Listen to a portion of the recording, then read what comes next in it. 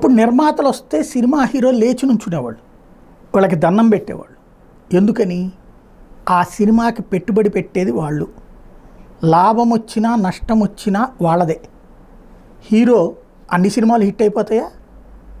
NT Ramarao అయినా, అక్కినేని నాగేశ్వరరావు అయినా, కృష్ణ అయినా, కృష్ణరాజు అయినా, శోభన్ బాబు అయినా, ఆ తర్వాత రోజుల్లో వచ్చినటువంటి చిరంజీవి అయినా, నాగార్జుననైనా, ఇట్లాగా ఎవరు చూసుకున్నా, వెంకటేష్ అయినా, సినిమాలన్నీ హిట్ ఏం కాలేదు.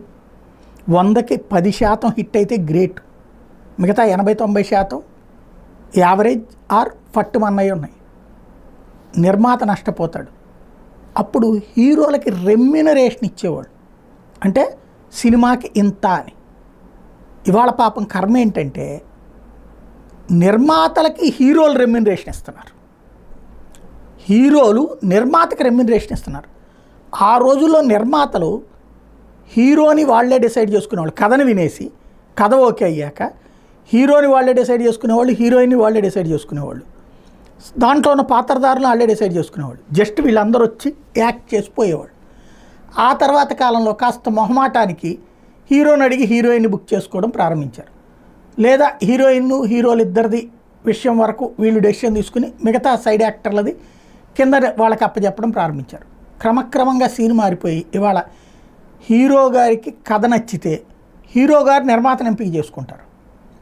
అలాగే డబ్బుల పరంగా ఆ రోజుల్లో నిర్మాతలు రెమ్యూనరేషన్ ఇస్తే ఇప్పుడు నిర్మాతలకు హీరోలు రెమ్యూనరేషన్ ఇస్తున్నారు. ఓ సినిమా మొత్తం కాస్ట్ ఫర్ ఎగ్జాంపుల్ మేకింగ్కి 300 కోట్లు అయిందంటే అందులో 210 నుంచి 225 కోట్ల రూపాయలు రెమ్యూనరేషన్లే ఉంటాయి. వీళ్ళు ఏమంటారు, మా పేరు మీదనైనా కదా నువ్వు బాగుపడింది అనే పేరుతో ఇప్పుడు నిర్మాతలను రెమ్యూనరేషన్ తీసుకోమంటున్న రోజులు వచ్చినాయి. ఇక్కడ అసలు సమస్య ఏంటంటే హిట్ అయితే నీ వల్లనే, మరి ఫట్ అయితే నష్టపోయేది ఎవడు? నిర్మాత. హీరో డబ్బులు హీరోకి వచ్చేస్తాయి, మునిగిపోయేది నిర్మాత. ఇవాళ రాజకీయంగా ఇవాళ ఈ హీరోలు వీళ్ళు చేసే పని వల్ల కూడా నష్టపోతుంది నిర్మాత. ఎందుకని? ఇప్పుడు అల్లు అర్జున్ ఉదంతం కారణంగా నిర్మాతలు అందరూ మునిగిపోతారు. ఈ బెనిఫిట్ షోలు, ఎక్స్ట్రా షోసు, ఎక్స్ట్రా రేట్లు, వీటి వల్ల లబ్ధి పొందేది నిర్మాత. కానీ అందులోనూ వాటా తీసుకుంటాం బిగిన్ చేశారు హీరోలు.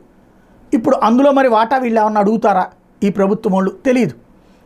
అది పక్కన పెడితే ఇవాళ రోజున అక్కడ కూడా ఎత్తొచ్చిందంటే సంపాదించుకోవడానికి మార్గం లేక తిప్పలు పడాల్సింది నిర్మాతలే. ఫైనల్గా ఇదొక సినిమా, ఏది దాన్ని ఏమంటారు, లాటరీ లాంటి జోదం అయిపోతుంది సినిమా.